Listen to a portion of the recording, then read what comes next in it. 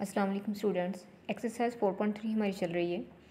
Question number 4 आज हम करेंगे, जिसमें कहा गया है find k so that the line joining A B, यानी ऐसी लाइन जो ए बी को ज्वाइन करी है, and the line joining C D, और एक ऐसी लाइन जो सी डी को ज्वाइन करी है, अगर वो दोनों लाइन्स पैरेलल हैं तो आप के की वैल्यू फाइंड करें। अगर आप देखोगे ना बी के कोऑर्डिनेट्स, तो इसमें बी का जो एक्स कोऑर्डिनेट है वो के है, ठीक है। तो कहता अगर ये ए बी और सी डी वाली लाइन पैरेलल है तो के कोऑर्डिनेट्स फाइंड करें, और अगर ये परपेंडिकुलर हैं तो के कोऑर्डिनेट्स फाइंड करें।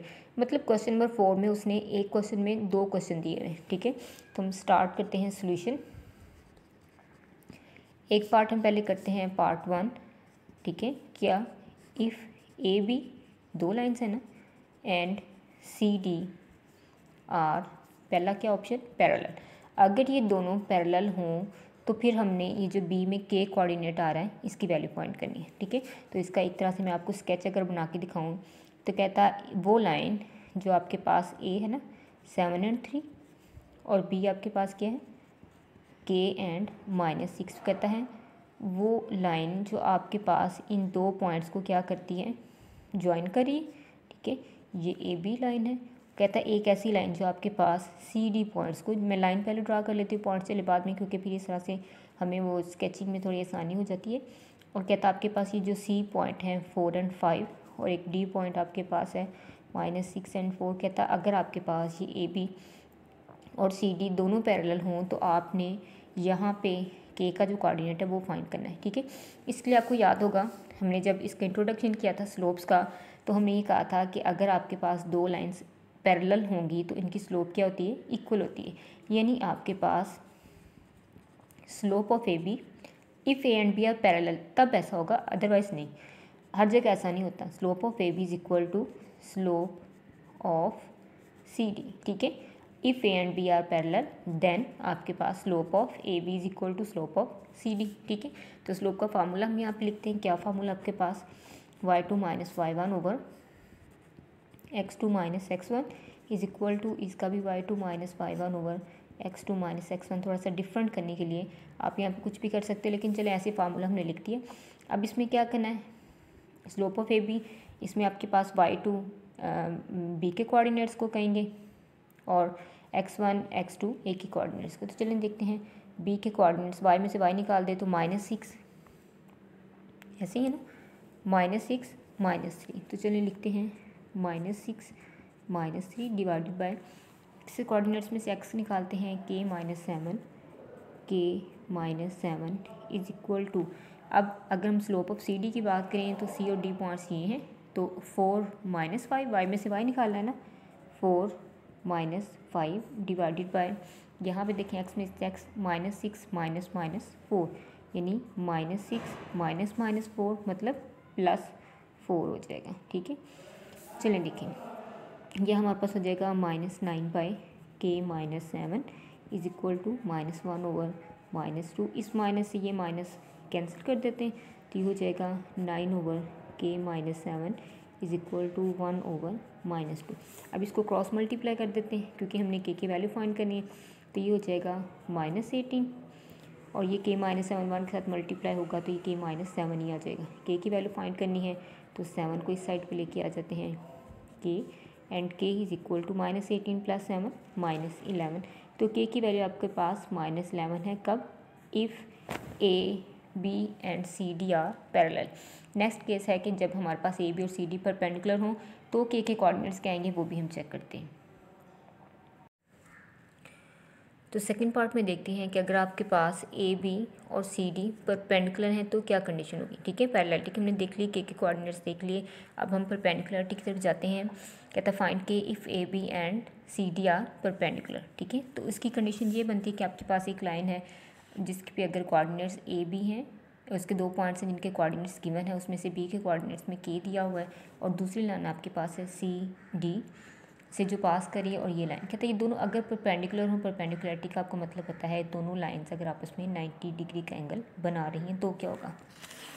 पिछले क्वेश्चन में पैरेललिटी में हमने देखा था कि दोनों की स्लोप्स आपस में इक्वल होती है अगर दोनों लाइंस पैरेलल हो तो, ठीक है। अब जब हमने स्लोप्स का इंट्रोडक्शन पढ़ा था हमने ये भी देखा था कि अगर आपके पास दो लाइंस परपेंडिकुलर हैं तो उनकी स्लोप्स की जो है वो सिचुएशन क्या होती है उसका मैं आपको फार्मूला अगर रिवाइज़ करवा दूँ तो अगर आपके पास दो लाइंस परपेंडिकुलर हैं तो slope of A B is equal to -1 over slope of C D. ठीक है, यानी अगर आपके पास दो लाइंस परपेंडिकुलर हैं, अगर इसकी स्लोप का m1 का नाम थे, इसकी स्लोप का m2 का, तो हमारे पास ये रिलेशन बनता है m1 is equal to -1 over m2। या इसको यूँ लिख सकते हो कि इसको इधर लाओगे मल्टीप्लाई करोगे m1 m2 is equal to -1, इनमें से दो कोई सी भी कंडीशन जो है वो ले लें आप। ठीक है, slope of A B is equal to -1 over slope of C D या slope of A B into slope of C D is equal to -1। ठीक है, तो स्लोप ऑफ ए बी हमने फाइंड करेंगे अलग से, स्लोप ऑफ सी डी अलग से कर लें, फिर इसकी वैल्यू यहाँ पे करते हैं।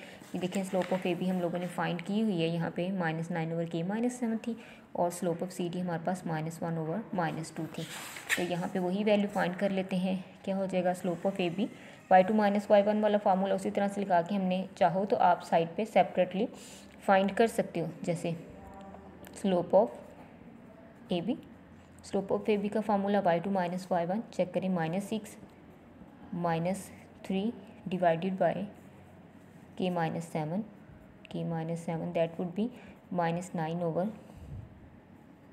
k -7। इसी तरह से स्लोप ऑफ क्या C D, slope of C D आपके पास y2 - y1 उसी तरह से 4 - 5 ओवर x2 - x1 -6 -+4, तो ये बचेगा -1 ओवर -2 यानी 1 ओवर 2। तो ये हमने पीछे फाइंड किया वो वही लिख लें।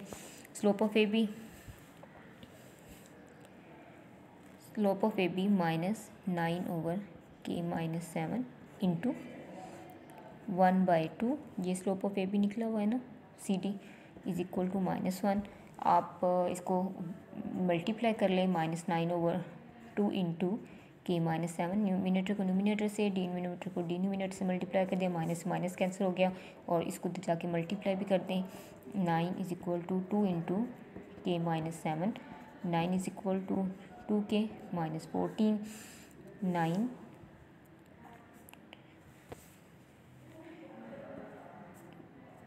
9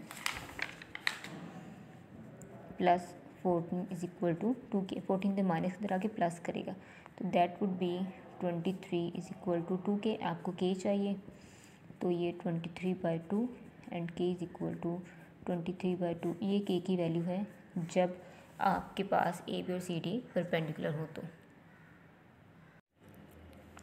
4.3 का अगला क्वेश्चन जो स्मार्ट सिलेबस में शामिल है वो क्वेश्चन नंबर 6, जिसमें कहा गया है the 3 points A B C are consecutive vertices of a parallelogram, find the fourth vertex. ठीक है, कंसेक्टिव मतलब मुसलसल अगले आने वाले। ठीक है, इसमें पैरेललोग्राम हम सबसे पहले ड्रा करते हैं, फिर इस स्टेटमेंट को समझने की कोशिश करते हैं।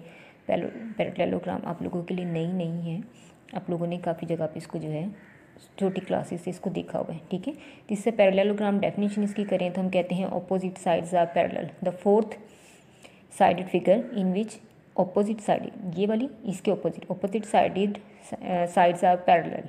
ठीक है, ये वाली साइड इसका ऑपोजिट ये साइड होगी तो ये दोनों पैरेलल होंगी और ये दोनों आपस में पैरेलल होंगी, इसलिए इसको कहते हैं पैरेललोग्राम। ठीक है, अब इसकी जो है वो हमने कहते जो है ना वो हम इसकी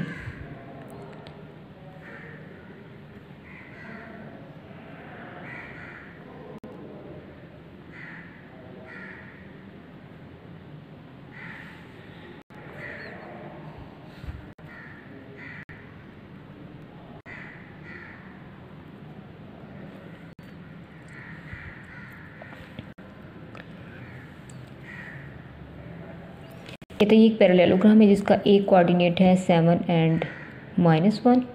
ठीक है, और बी कोऑर्डिनेट कंसेक्टिव कह रहा है ना, मतलब लगातार आने वाले पॉइंट। इसके फ़ौरन बाद सी पॉइंट आएगा, उसके कोऑर्डिनेट्स हैं 1 एंड 4। कहता है ये 3 कंसेक्टिव कोऑर्डिनेट्स मैं आपको दे रहा हूँ, सॉरी वर्टिसेस दे रहा हूँ, आपने फोर्थ वर्टेक्स फाइंड करना है, यानी हमने डी फाइंड करना है। ठीक है, ये अननोन है तो जो अननोन है उनके नाम हम रख लेते हैं, लेट हम कर लेते हैं, इसका सोल्यूशन स्टार्ट करते हैं। Let fourth vertex is D, और जब वर्टेक्स रखेंगे तो उसके कोऑर्डिनेट्स भी हमें अलर्ट करने पड़ेंगे, तो इसलिए उसका नाम हम एक्स एंड वाई रख लेते हैं। ठीक है, ये फोर्थ वर्टेक्स हमारा हो गया। अब हमने एक्स एंड वाई फाइंड करना है। ठीक है, तो बिल्कुल इस तरह से जिस तरह से हमने क्वेश्चन नंबर 4 किया था, उसमें आपको याद होगा बी में एक कोऑर्डिनेट के था, हमने वो फाइंड किया था, ऐसे ही एक्स एंड वाई फाइंड करेंगे। ठीक है, मेथडोलॉजी इसकी भी वही है, क्योंकि ये पैरेललोग्राम है और हम बार बार कह रहे हैं पैरेललोग्राम में ऑपोजिट साइड्स पैरेलल होती हैं। ठीक है, सो हम ये कहेंगे इन पैरेललोग्राम, इसको पैरेललोग्राम इस तरह से भी लिखा जा सकता है, in parallelogram A B C D. ठीक है, ए बी सी डी में ये जो आपकी साइड ए बी है ना, ठीक है, ए बी साइड किसके पैरेलल होगी, सी डी के। हम लिखेंगे ए बी पैरेलल है सी डी के, और ये जो दूसरी साइड है ना बी सी ये पैरेलल होगी किसके, ए डी के या डी ए, कुछ भी लिख लें, डी ए के। ठीक है, बी सी और ए डी कर लेते हैं, चलें कुछ भी हो जाएगी। B C is equal to A D, हम बी पहले है ना इस तरह से जा रही, तो आप इसको भी ऐसे लिखें, तो इसको हम ए डी कर लेते हैं। वैसे तो डायरेक्शन इसमें यहाँ पे स्पेसिफिक नहीं है, वेक्टर्स में होगी, लेकिन चले हम आदत तभी से डाल लेते हैं। A B is equal to D C भी लिख सकते हैं, लेकिन चलें जो भी है, ये आपके पास पैरेललोग्राम में आ गया। अब देखें, अब पैरेललिटी के हमने क्वेश्चन नंबर 4 में क्या था कि अगर दो लाइंस पैरेलल हैं तो दोनों की स्लोप्स भी इक्वल होगी, यानी इस इक्वेशन में A B is equal to C D होगा, slope of A B is equal to slope of C D होगा, और यहाँ पे slope of B C is equal to slope of A D होगा। तो पहले मैं सबसे पहले इनकी स्लोप्स फाइंड कर लेती हूँ अलग से। ठीक है, स्लोप ऑफ ए बी। ठीक है, तो मैं डायरेक्ट ही फार्मूला नहीं लिखी, मैं डायरेक्ट एक फार्मूला लिख लेती हूँ, y2 minus y1 over x2 minus x1। तो स्लोप ऑफ ए बी, तो बी के कोऑर्डिनेट्स y में से y माइनस करेंगे, तो ये हो जाएगा 2 minus minus plus 1, 2 minus minus plus 1 divided by minus 2 minus 7, minus 2 minus 7, that would B 3 over minus 9, यानी माइनस 1 ओवर 3। ये स्लोप ऑफ ए बी हो गया। नेक्स्ट आपके पास हो जाएगी slope of C D. Slope of C D आपके पास हो जाएगी 4 minus x minus y minus 4, y में से वाई माइनस करना, एक्स में से x divided by x minus 1। अब मैंने फार्मूला नहीं लिखा, मैंने डायरेक्ट उनकी वैल्यू जो है वो लिख दी है। उसके बाद हम फाइंड करते हैं स्लोप ऑफ, क्या फाइंड करना है, B C. Slope of B C, तो वाई में से वाई माइनस करेंगे, 4 माइनस 2 डिवाइडेड बाई, देखिए 1 माइनस माइनस प्लस 2, 1 प्लस 2, तो 1 प्लस 2। ठीक है, तो ये देखें क्या हो जाएगा, ये हमारे पास हो जाएगा माइनस प्लस 2 ओवर 3। नेक्स्ट आपके पास है slope of A D. Slope of A D, slope of A D में भी आप y प्लस 1 कर लें, y माइनस माइनस प्लस 1, और ये x माइनस 7। ठीक है, तो एज क्या हो जाएगा, स्लोप एज हम क्या लिखते हैं कि ए बी जो है वो पैरेलल है किसके, सी डी के। So slope of A B is equal to slope of C D. तो स्लोप ऑफ ए बी क्या हमारी निकली है, -1 ओवर 3। स्लोप ऑफ सी डी हमारी क्या आई है, y minus 4 over x minus 1। इसको अगर आप क्रॉस मल्टीप्लाई करेंगे तो ये हो जाएगा -x plus 1 is equal to 3y minus 12। इसको आप एक इक्वेशन बना लें simple, -x minus 3y is equal to 12 minus 1 इस साइड पे चला गया, वेरिएबल्स एक साइड पे हो गए, माइनस आप यहाँ से कॉमन हो गए, x plus 3y is equal to 11। इस माइनस को साइड पे ले जाएं, x plus 3y is equal to -11। This is equation number 1। ठीक है, अब हम आते हैं इक्वेशन नंबर 2 की तरफ। ये हमारी एक इक्वेशन जो है वो बन चुकी है। सेकंड इक्वेशन हमारी इस सिचुएशन से बनेगी, इस कंडीशन से कि when B C is equal to A D. तो इनकी स्लोप्स हम लोगों ने फाइंड की हुई हैं, तो यहाँ पे लिख देते हैं एज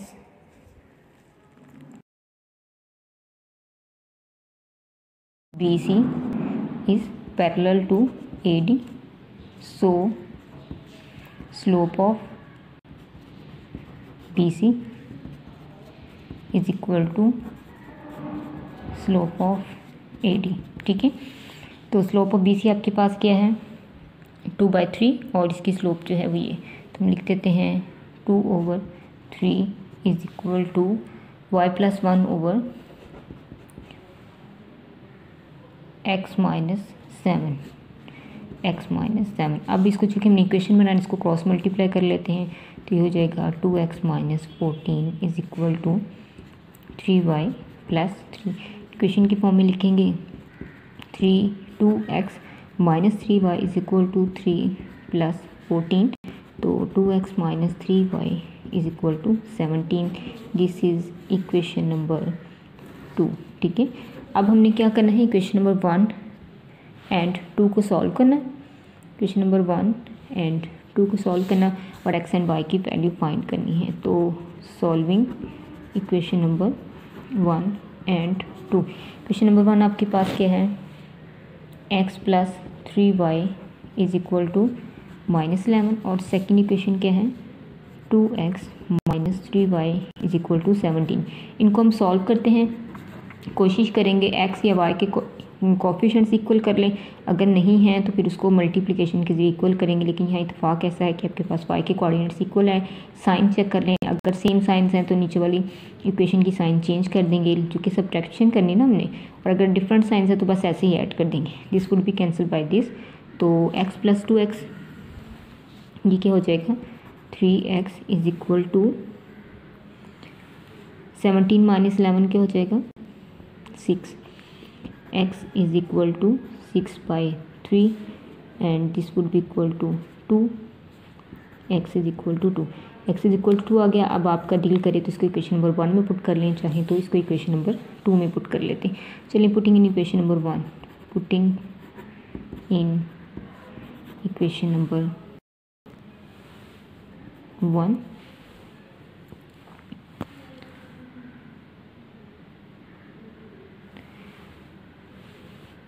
तो क्या हो जाएगा ये putting in equation number 1। Equation number 1 ये है, x की जगह पे हम रख देते हैं 2 plus 3y is equal to minus 11, 3y is equal to minus 11 minus 2, 3y is equal to minus 13